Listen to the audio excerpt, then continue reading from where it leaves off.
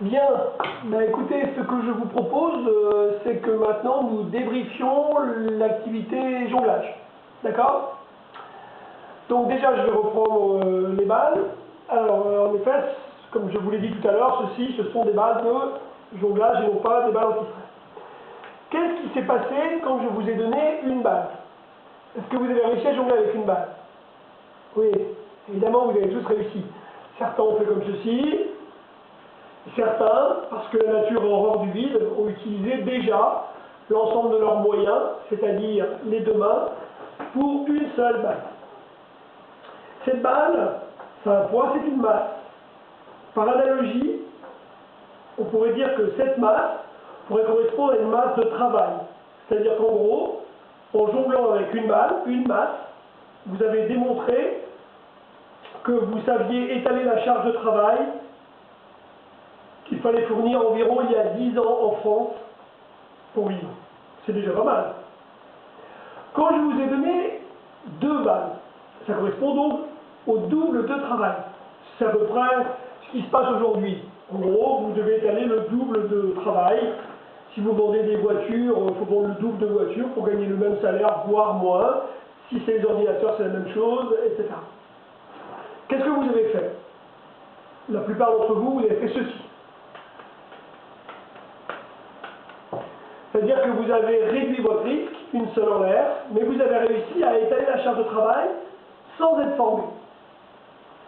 Certains, avant de démarrer, ont reculé leur chaise. C'est-à-dire qu'ils ont pris du recul. Et oui, ils ont commencé à bouger un peu leur derrière, ce qui est déjà pas mal. Et la plupart d'entre vous, vous avez réussi. Maintenant, qu'est-ce qui s'est passé quand j'ai donné 3 balles?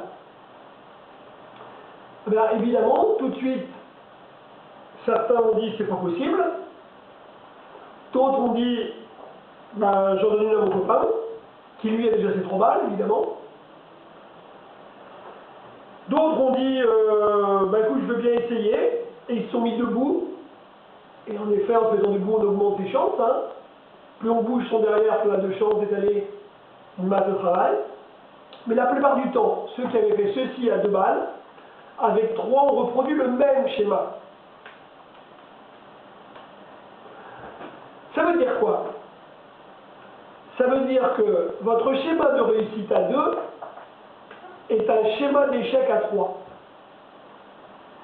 Et oui, c'est un schéma d'échec à 3. Si à 2, vous aviez fait ceci comme lancer, qui est un autre lancer, vous le voyez, que celui-ci, eh bien, à 3, vous seriez encore dans un schéma de succès. Concrètement, ça veut dire quoi, ce petit exercice? Ça veut dire que l'être humain reproduit, dès qu'il le peut, une attitude, un geste, un argumentaire qui a marché. On duplique les choses qui marchent, les choses du passé dans le présent. Alors, ceci, ça a fait ses preuves. Aucun problème. Quand rien ne change. Mais quand le monde change, est-ce que vous êtes sûr que ce que vous faisiez hier, c'est la réponse d'aujourd'hui? Pour illustrer ce qu'on vient de voir, et ce que vous vivez au quotidien, il n'y a qu'à voir les places que vous avez prises aujourd'hui. Regardez où vous êtes assis. Ben, vous êtes assis à la même place qu'hier. C'est-à-dire que Louis, qui est là, qui est arrivé hier, le dernier, excuse-moi Louis, n'a pas choisi sa place. Et c'est pas la meilleure, puisqu'il y a le poteau qui le gêne un petit peu. Bien, regardez où est assis Louis. Ce matin, il est arrivé avant tout le monde, et il s'y est assis à la même place. La place est pourrie, mais c'est la sienne. C'est-à-dire que Louis subit. Or, quand on fait du commerce, on ne doit pas subir la place. On doit faire en sorte de toujours essayer de changer ce qui peut l'être. Donc, ce que je vous propose, maintenant en exercice, c'est de réfléchir à ce que vous faites de manière mécanique qui peut altérer vos performances d'aujourd'hui. À vos réflexions.